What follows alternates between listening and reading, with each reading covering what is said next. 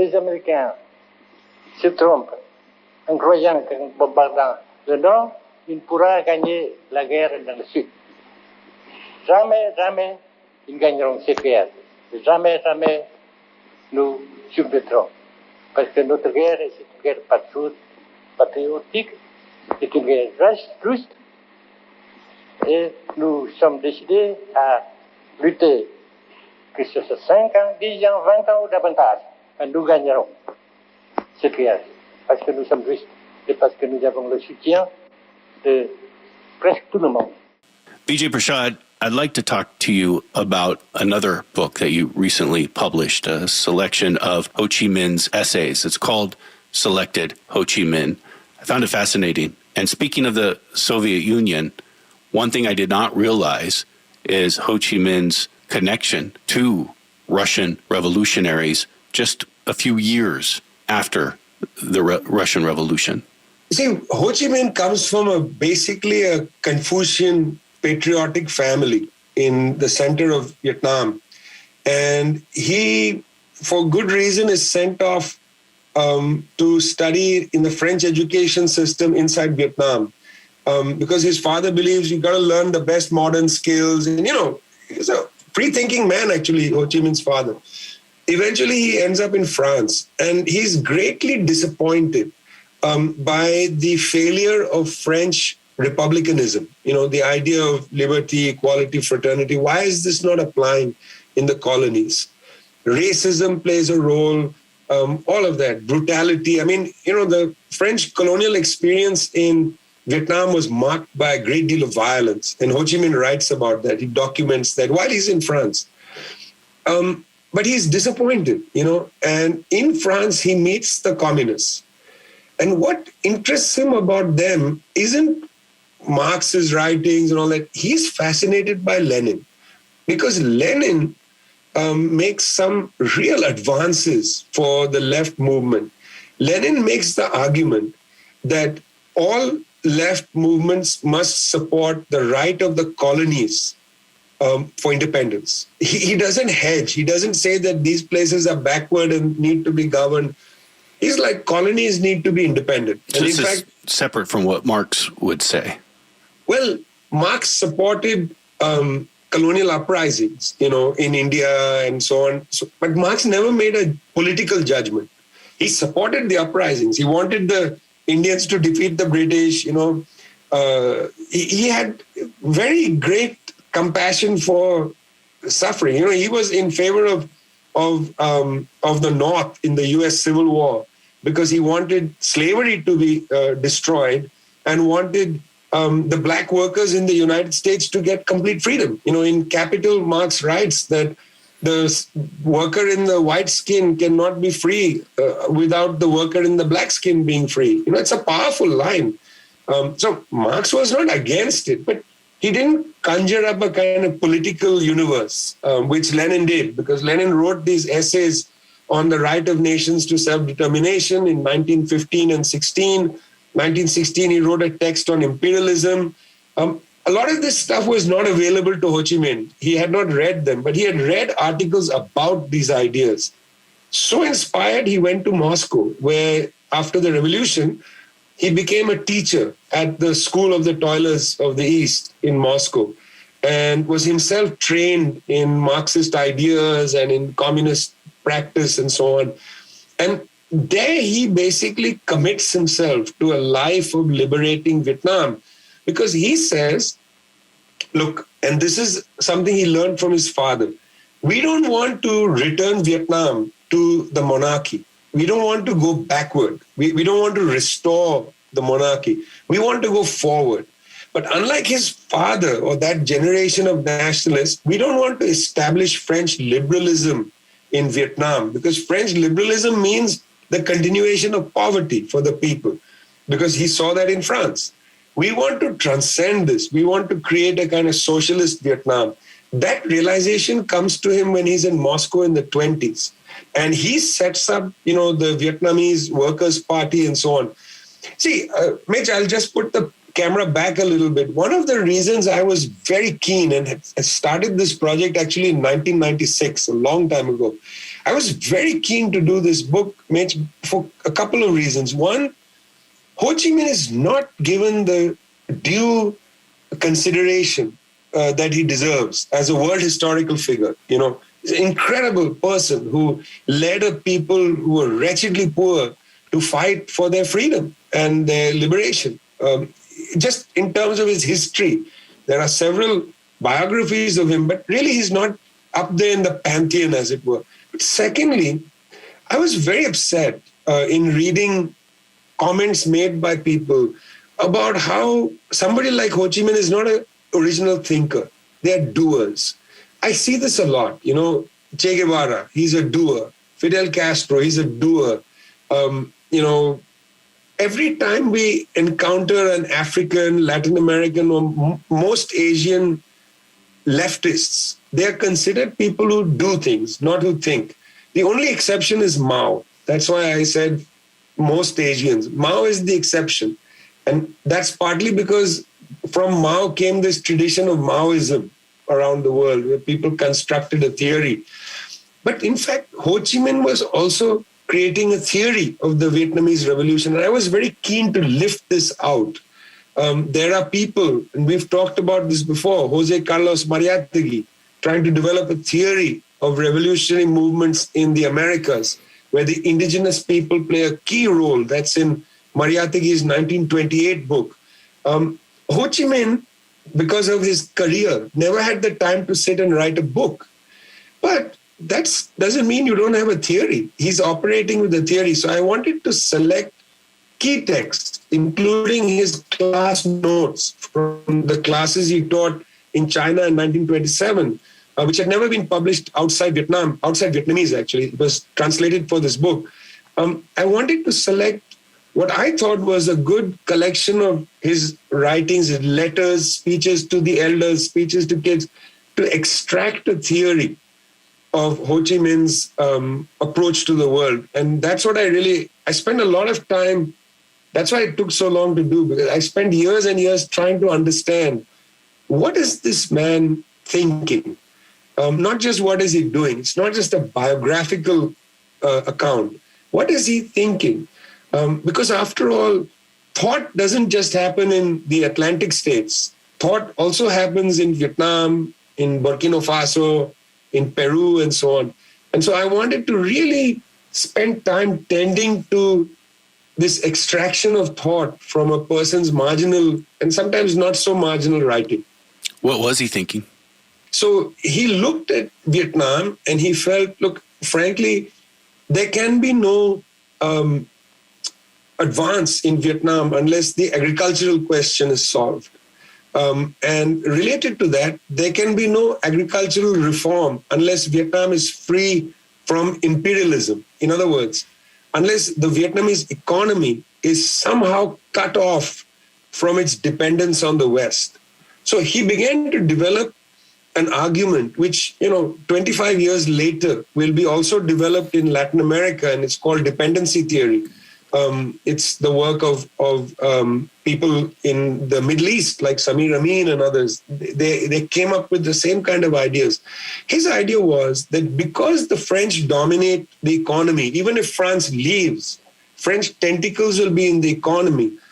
So Vietnam has to have the ability to deal with its surplus in a way that is best for the development of the Vietnamese people. You can't reform agriculture if you're going to have so much of your wealth extracted from the country. So he began to put all these things together. Principle, therefore, for Ho Chi Minh was the political sovereignty of Vietnam. And if you have political sovereignty, you can develop economic. That's why the war was so important. That's why not surrendering to the French, not surrendering to the United States was imperative. They fought to the end. He fought to the end. He died in 1969. 6 years before Vietnam was reunited, but the reunification of Vietnam was there from 1945 when he goes into Hanoi and declares that Vietnam is free. So he developed a theory for the development of Vietnam. Now, the tragedy is in 1975, 6 years after his death, when the United States left, Vietnamese agriculture was so destroyed, so polluted for generations, beyond your and my life, I walked in the Ho Chi Minh Trail where people pointed and said, we'll never be able to grow anything on that land there. Never. Never meaning in the foreseeable human future. The land is completely saturated with chemical weapons. It's just nothing that you can grow things, but you can't eat it. You'll die. Animals can't eat it. They'll die. There are landmines all over the place. And it was hard to grow anything in Vietnam. So in 1975, Vietnam immediately became reliant on the Soviet Union. Which it should not be, because it's an extraordinarily fertile land. It's a beautiful country. It's extraordinarily fertile, highly inventive people, wonderful, coastline. That so many things could have been done there. But you inherited a country in 75 where agriculture was a zero. Imagine that. I mean, not zero, but it was far more difficult to be self-sustaining in so many things.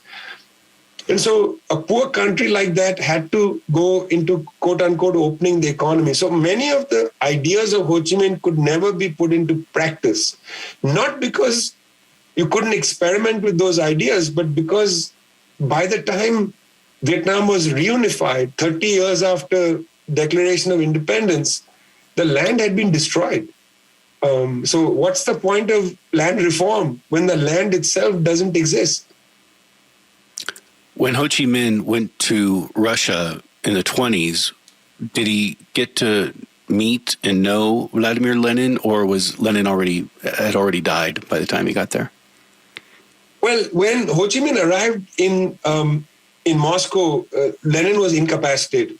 He had had a series of strokes and, spent part of his life pretty much not seeing people. But Ho Chi Minh was a nobody, he was a young person from the French, communist movement who had been sent there and so on. So he was a young guy. He was living without proper shoes, and he was terrified that his window would shatter with the Moscow wind, No, he was not going around meeting the luminaries. But that was not really the point. He was meeting other Asian radicals that were important for his own development. People like Tan Malaka from Indonesia and so on. This was important for his own development. I must say, in the records that we have, even the best biographies, we don't really know exactly what he was doing.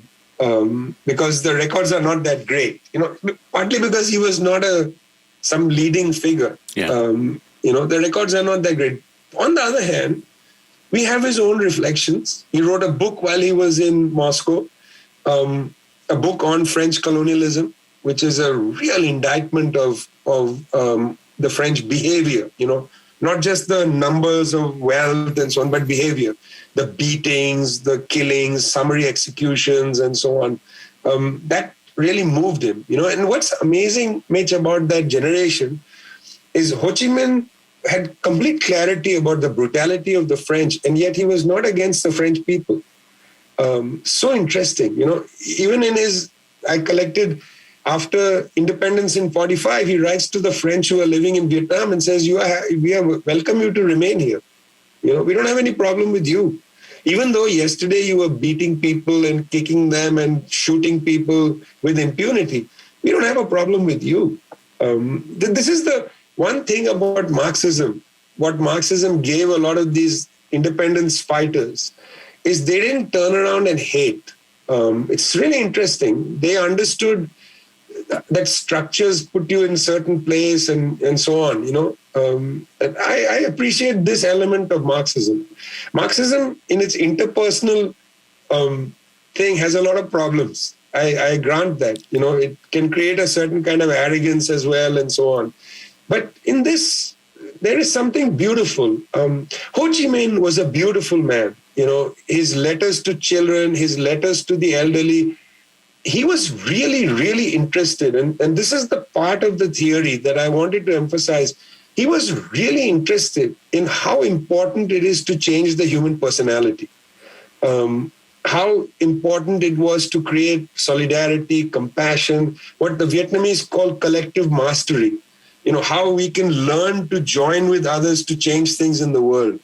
Not allow technocracies, technocrats to tell you what to do, but how to build a process, how to accompany each other. By the way, these phrases are all direct translations from Spanish. I accompany you in the struggle. I think that phrase is beautiful. And collective mastery is about accompaniment. We will accompany each other in trying to change things. And when you read his writings, there's a lot about ethics. There's a lot about this idea of changing behavior, which is so key for the experimentation of socialism.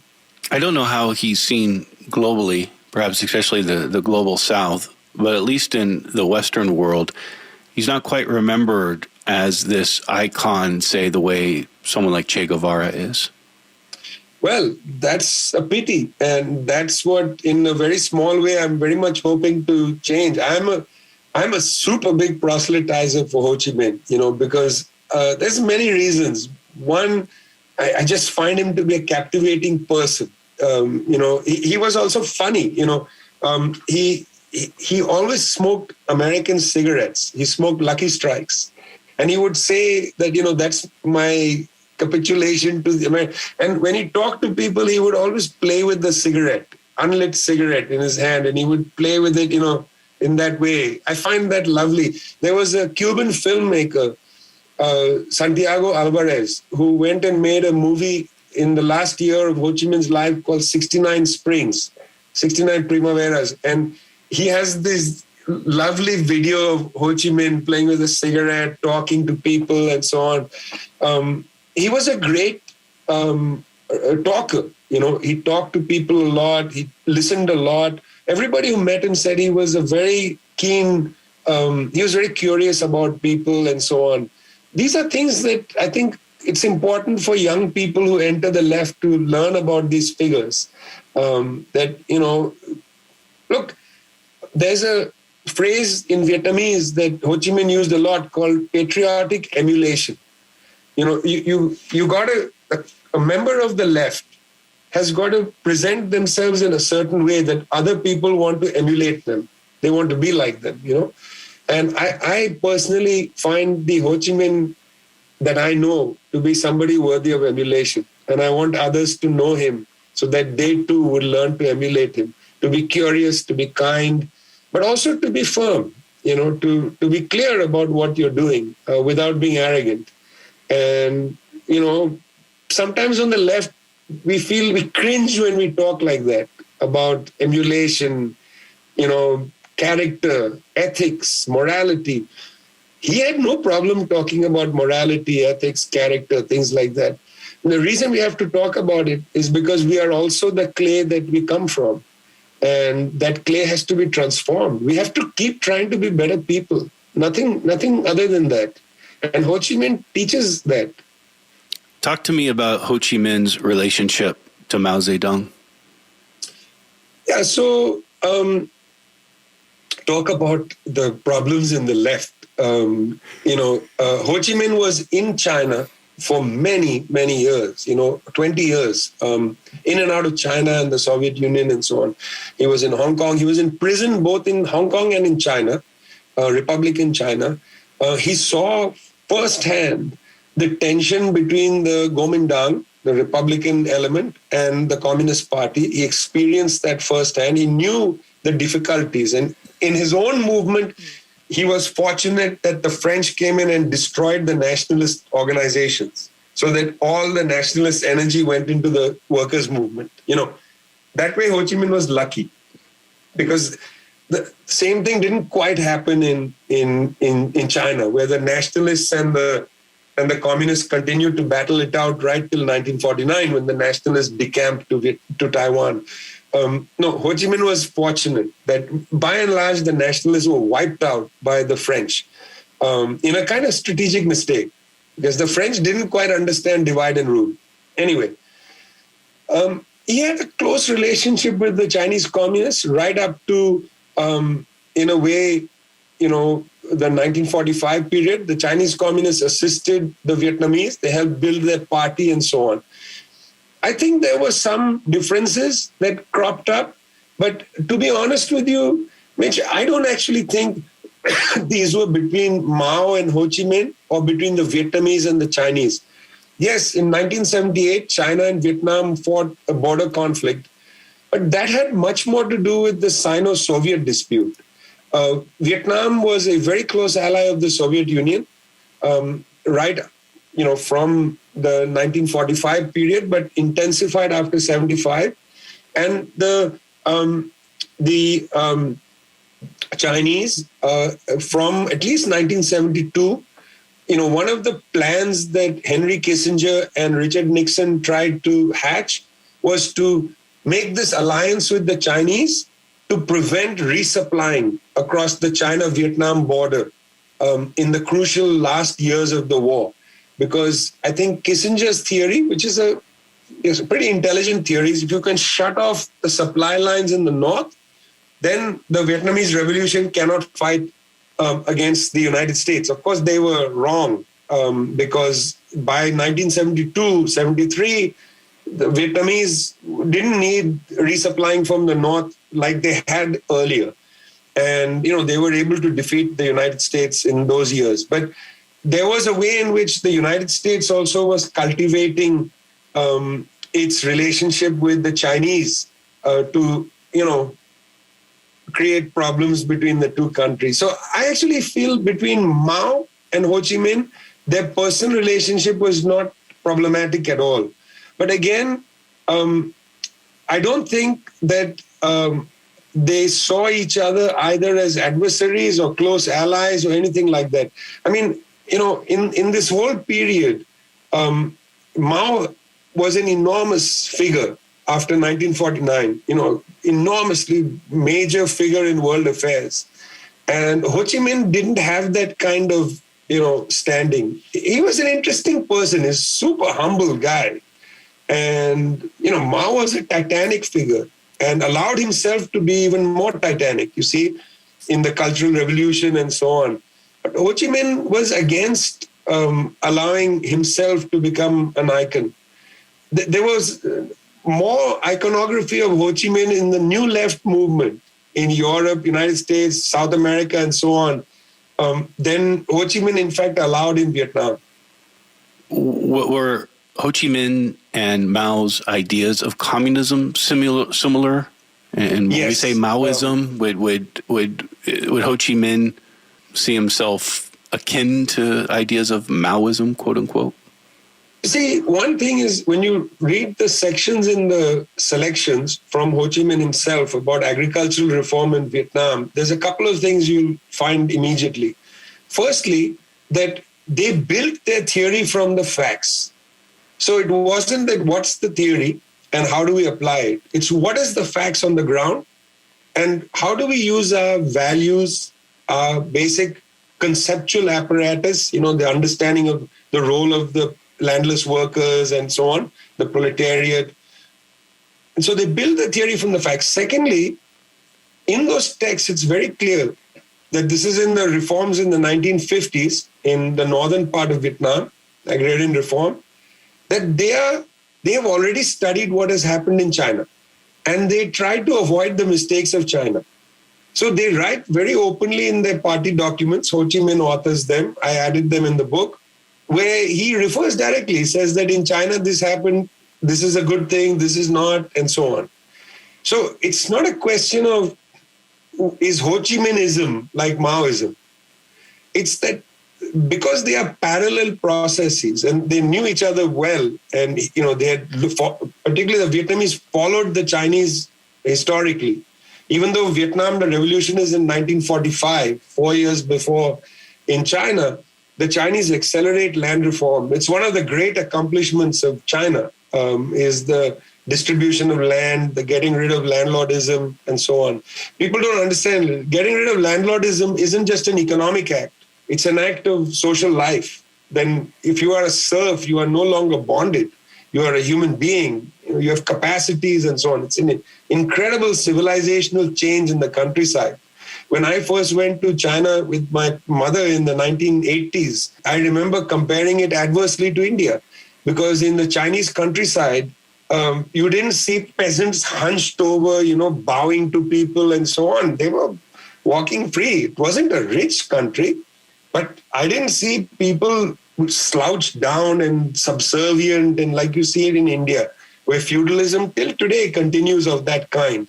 So in that sense, there was mutual learning, but I wouldn't put it to the fact that, there was a kind of set of ideas that were imposed. Because a very key thing you see both in Mao and in Ho Chi Minh is you got to build policy from the facts.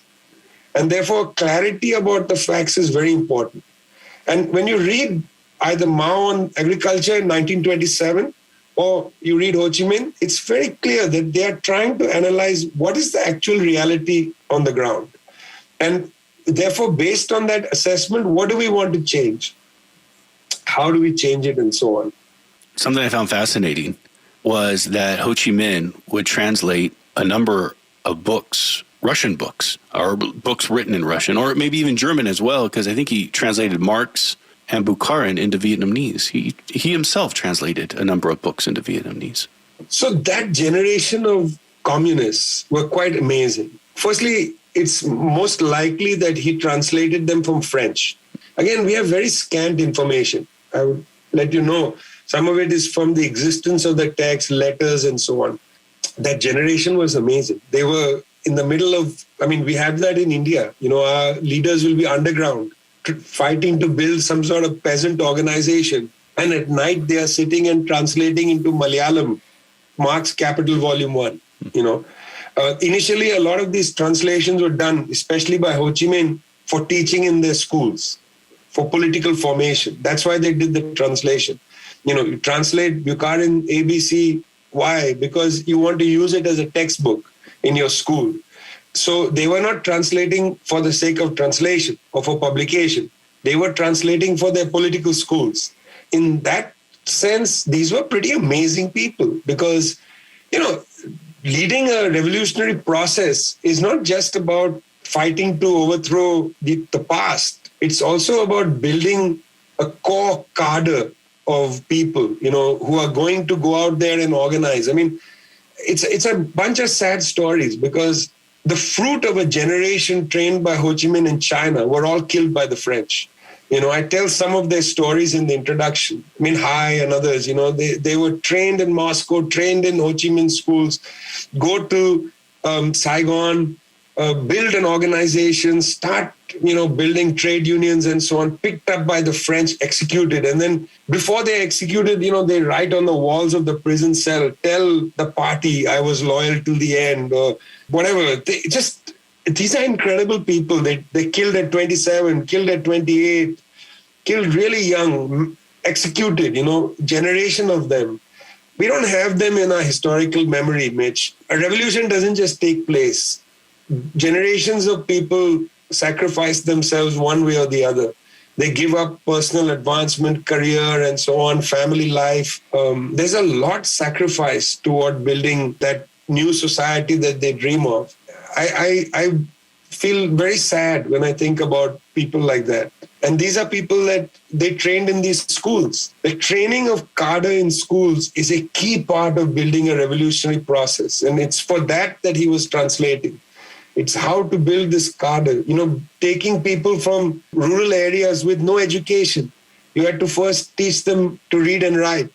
Then you teach them the elements of building a political organization. They might learn some economics. They might learn some politics. So then they would say, what's the best book? Here's a manual for this. Well, that's Bukharin. Let me translate that. Or might as well translate the Communist Manifesto. It's an inspirational text. Let them read it and so on. They translated to build cadre and they watched their cadre get killed. You can imagine the psychological impact that must have had, particularly because that somebody like Ho Chi Minh, such a compassionate person, would have cried every time he heard one more killed and a generation was wiped out. Imagine the sacrifices people put, the lives they put themselves through, the ones who die young. We see this in Colombia. Gustavo Petro and Francia Marquez have won the election. And, I worry about their own safety. But Gustavo Petro, incoming president of Colombia, the first thing he said in his speech was he said, we are here because many people are not here. They have given their lives so that we can be here. You know, they have sacrificed their lives so that we can be here. 200-300 social movement leaders assassinated every year in Colombia. You know, and that's how he introduced himself. He's a political person. He recognizes that these victories come with a great deal of struggle and suffering. And we got to acknowledge that. But it's not just about the past. You want to build a process today, it's going to happen again.